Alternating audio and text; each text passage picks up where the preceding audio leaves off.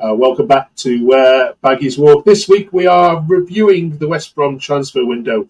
Was it an 8 out of 10, a 5 out of 10? We've got our Baggies fans here to review both the Swansea results and just how well the Baggies did in the summer transfer window. Welcome to the quickest and most comprehensive review of all things West Brom on the internet. Roll titles.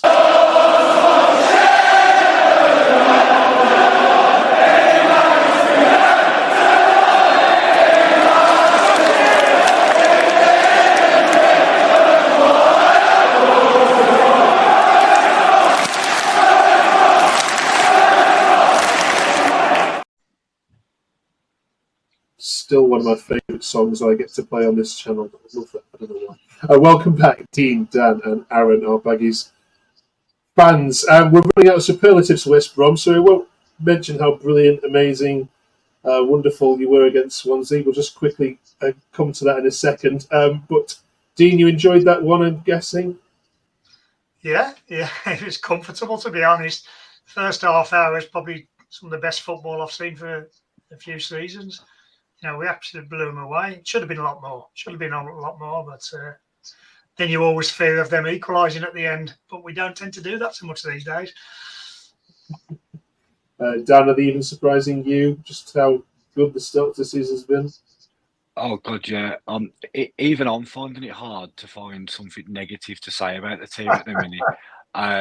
But, yeah, like sitting there Saturday at 1-0, you're still thinking, is it just going to be a typical Albion and they equalise in the 90th minute? But they held their own, done the job, got the 3 points. Yeah, we'll wait till you start playing Mason Holgate in the back, and then you'll then you'll have something to moan about. We'll come on to transfers in a minute, Aaron. But generally, are you happy with the business that West Brom have done? Yeah, I mean, I don't think there was much more we could have done really. So, I mean, considering the financial constraints we had as well, I'm pretty happy with what we've brought in, if I'm honest. We're going to go through it financially and footballing wise now, but before we do, ask you watching, you put a comment below.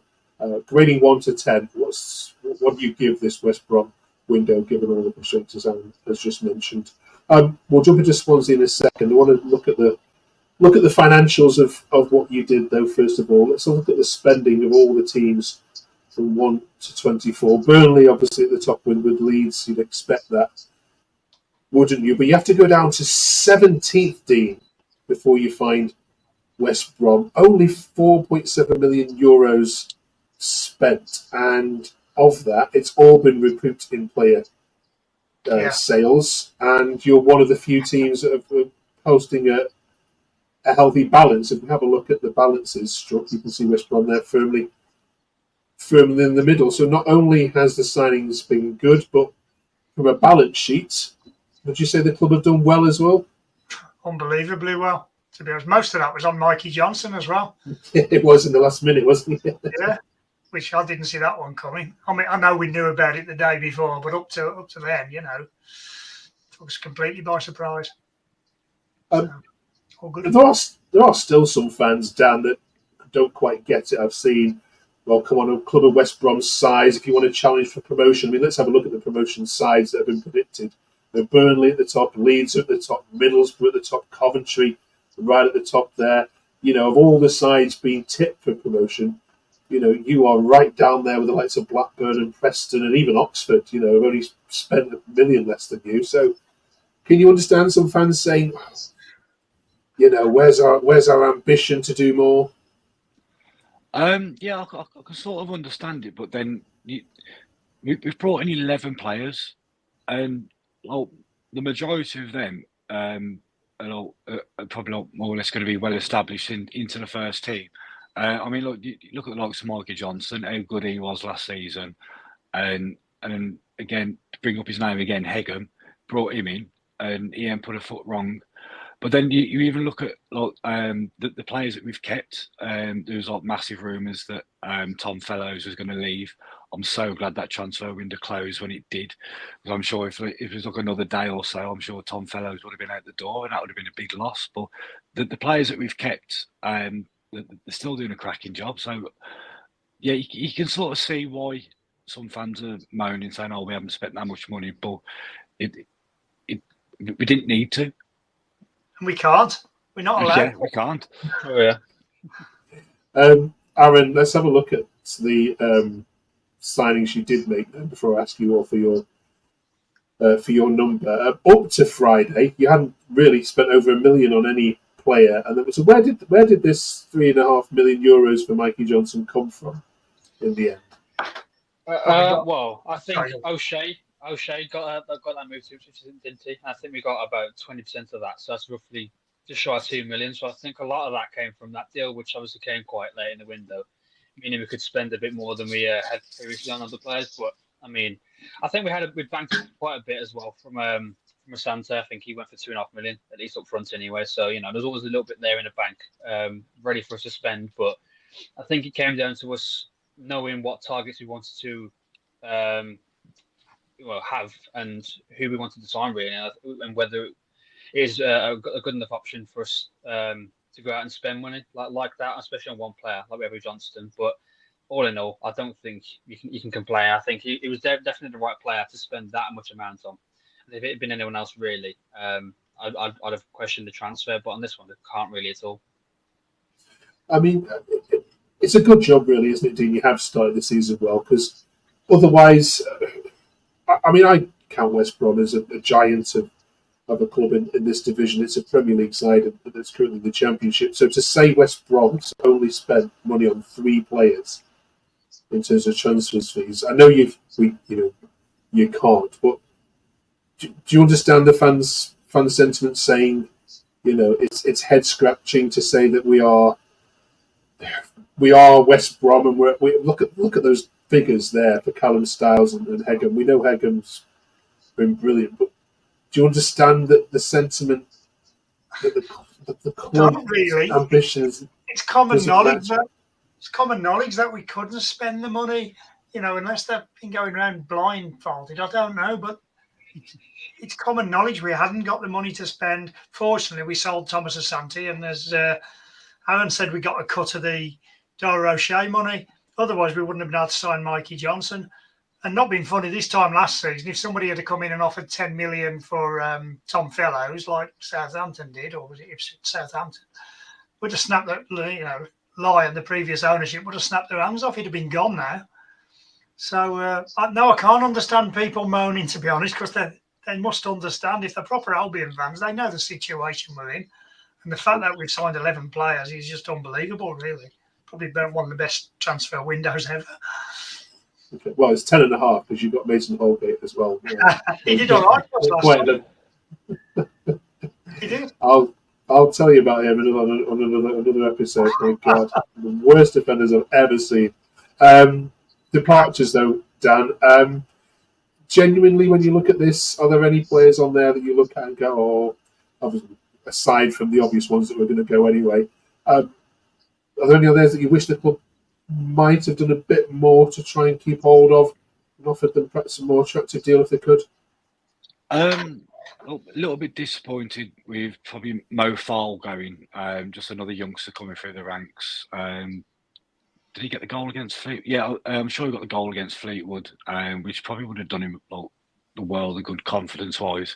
To maybe even just be waiting in the wings, really, if we do get an injury to Madja, you just chuck him up front and see what he does. A youngster running at players, give him that more of a confidence boost. But apart from that,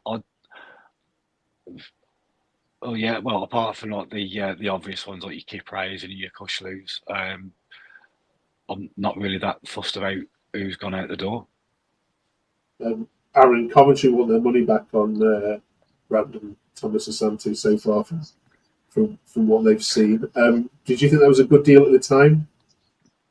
Oh yeah, 100%. I mean, considering how much we actually paid for him in the first place, I mean, just shy of $500,000, and we've made $2.5 million off him as it stands already. I think you can't complain about that. It was only ever brought in to be a squad player, and considering he led our line for 2 years, and we've sold him on for a massive profit, then you can't complain at all. I mean, it's very good business by the club, in my opinion. And Matt Phillips, Dean, is actually doing a decent job down at Oxford as well. Is that one you could have given another year to? No, definitely not. He's probably 5 years too late for me, to be honest. He went off injured apparently Saturday, so that's him now. Yeah. That's him till about January, February. He has good Christmas parties, Matt Phillips. You never see him over the Christmas period every season. So no, he had to go this time. How he survived so long, I don't know. All right, then. So, one final question on the transfer window. Then we're looking for a number from 1 to 10. Of each of you, 10 being it couldn't have been any better, to 1 being don't know why we bothered. Dan, you first conclude on this. I think I'd actually give it a 9. I think if it would have landed like another striker, just in case Madger gets injured, then it would have been definitely a 10. But we've brought in 11 players and we spent 3 million. So it's been a great transfer window for us, to be honest. Aaron, any advances on 9?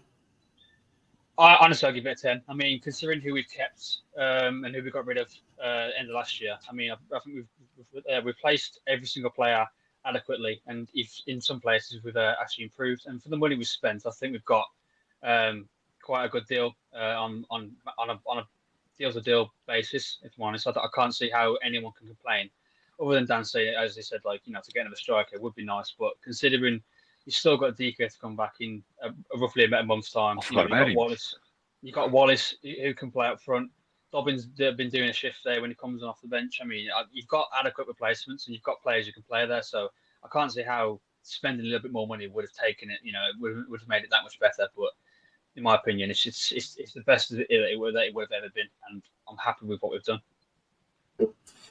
Okay, we've got 1-9 and 1-10. Dean, you get the deciding vote then on this.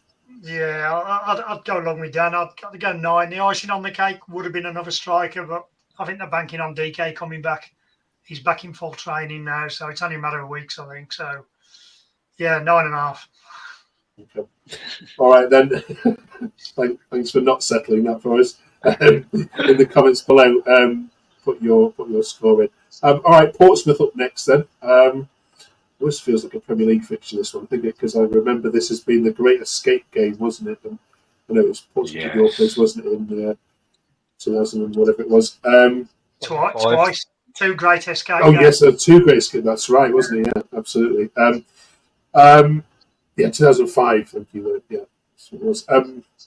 They haven't started that well. They've had injuries in defence.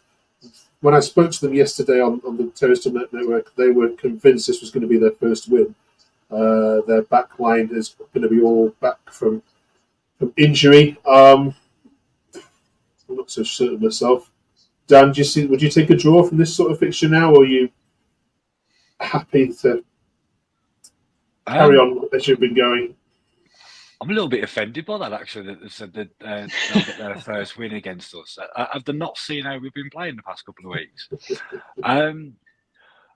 Well, I hope now that we stick about 3 or 4 past them, and I hope their back line isn't that great. So, honestly, I can't see us losing at the minute. Aaron? No, yeah, I agree. Honestly, at the moment, the way we've been playing, even the scores haven't flattered us, and definitely haven't flattered the teams we've been playing. But if you watch the game a full 90 minutes, you'd think we'd score 4 or 5 at the best of times. And I mean, it's an opponent like Portsmouth who haven't been that good at all. I mean, they haven't won yet at all. So it's definitely a good chance for us to definitely put a number on the team. I think we did it last year, early on the season against Preston when they were doing very well. So vice versa this time, where teams down in the slumps, not getting a good start. It'd be a good chance for us, considering how well we're playing, to put a number on a team, like I say. So yeah, I can see this being a convincing win. Dean, I just wanted to ask you about one of the tweets that were made. Elliot said, we need a bit of shooting practice before the next one. In the players' defence, though, they have been playing boring defensive football for so long that they're not used to the idea of actually trying to attack. Still a great start continues. Fingers crossed we keep this up. And it was echoed here by the one, work needed. We didn't look good in the second half, but a great 3 points. Is there an issue with putting teams away? It was a little bit the same, wasn't it, against Leeds, where you didn't take your chances, but yeah. We should have took more chances with that. we're not too worried though about this. It's not going to be one of those seasons where it comes back to bite us. Really. We're dominating teams. I think every game we've played this season so far, we've had more than 60% of the play. So we're looking fairly solid. I mean, another clean sheet, 2 home matches, 2 clean sheets. So we're looking really good. I think, I'm not too concerned. I think those chances will go in. I mean, how we missed some of them is just unbelievable. I mean, the new guy, Radic, he come on, his first kick of the ball in English football should have been a goal. It was probably one of the easiest chances you'll ever see. But, yeah, what a start that would have been for him. But quality subs as well.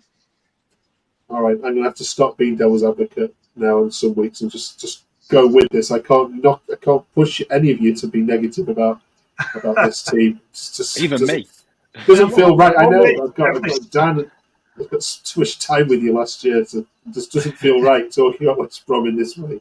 Right, thank you so much for joining us. I do think you've had a great window. I'll put you up there with Blackburn and Sheffield United as the top 3 teams for having great windows. So yeah, well done. Mr. Patel, who I don't think gets enough credit for what he's done since he came in. So yeah, big shout out to him. And yeah, thank you for you 3 for sharing your thoughts again. Enjoy the break, and we'll see you the other side then of the Portsmouth game. Thank you. So there isn't one next week. We're not here next week because of international break, so we'll see you back in 2 weeks' time. All right. Cheers, Dave. Cheers, Aaron. Cheers, Dan.